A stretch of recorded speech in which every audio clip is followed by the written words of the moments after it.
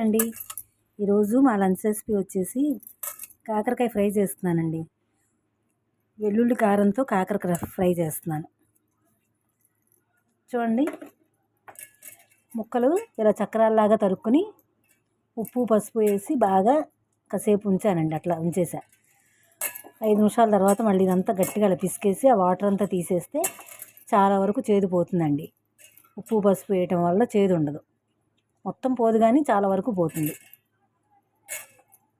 ఒకసారి కొంచెం వాటర్తో కడిగేసుకుని వీటిని పక్కన పెట్టుకుందాం.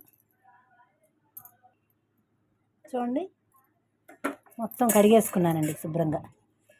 2 సార్లు మొత్తం ఉప్పు నీళ్ళంతా పోయేదాకా శుభ్రంగా కడిగేసుకున్నాను. ఇప్పుడు నేను ఫ్రై ఎలా చేస్తా ఏంటనేది చూడండి. నా స్టైల్లో నేను ఎలా చేస్తాను. స్టవ్ ఆన్ చేసి బాండీ పెట్టుకున్నానండి.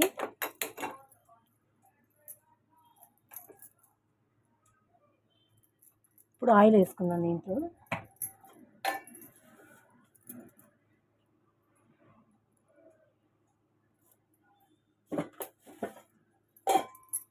కొంచెం వేడైన తర్వాత తిరగమూత గింజలు వేసుకుందామండి. వేడైందండి. ఇప్పుడు తిరగమూత గింజలు వేసుకుందాం.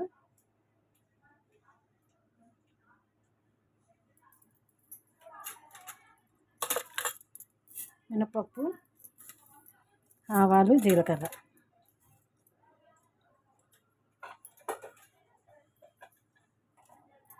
ఇంగు కూడా వేద్దామండి.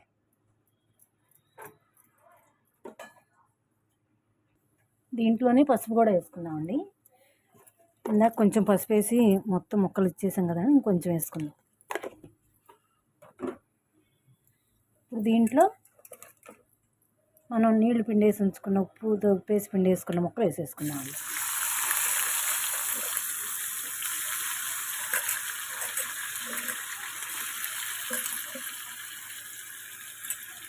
ఇట్లా చేసుకుంటే చేదు కూడా ఉండదండి. కలిపేసి కాసేపు మూత పెట్టుకుందాం.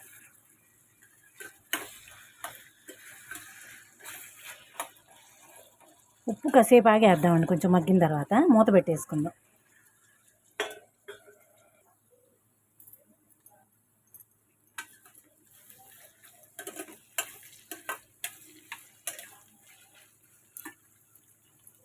ఇప్పుడు సాల్ట్ వేద్దామండి.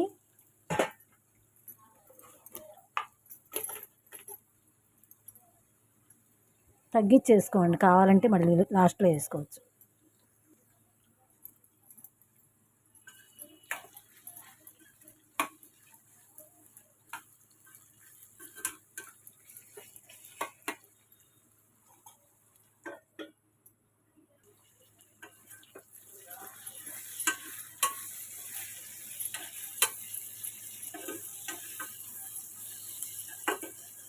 ఇంకా కొంచెం ఉడకాలండి, కొంచెం పచ్చి ఉంది.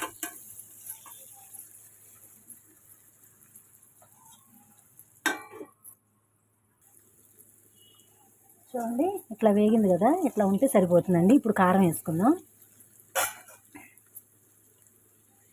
ఇదిగోండి, ఇది వెల్లుల్లిపాయ, జీలకర్ర, కారం. మనం కూర కారం కాకుండా మామూలు కారం ఉంటుంది కదా, అది వేసి రోట్లో దంచుకున్నానండి.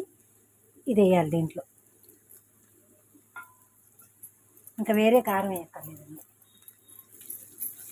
ఈ కారం వేస్తే సరిపోతుంది, ఇంకా మామూలు కారం అక్కర్ల. ఇదేనండి టేస్ట్. అసలు కాస్త కోస్త కొంచెం చేదున్నా కూడా ఇంకా కవర్ అయిపోతుందండి ఈ వెల్లుల్లిపాయ ఫ్లేవర్కి. ఒక్క నిమిషం మూత పెట్టేస్తే ఈ ఫ్లేవర్ అంతా ముక్కలకి పడుతుందండి.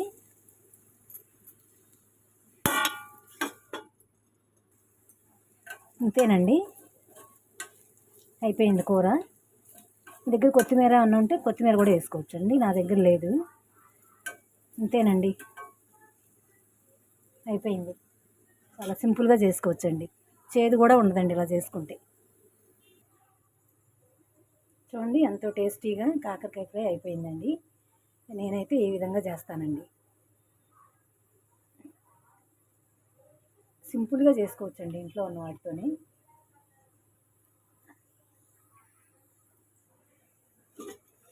ఇక్కడేమో పులుసు పెట్టానండి కాకరకాయ.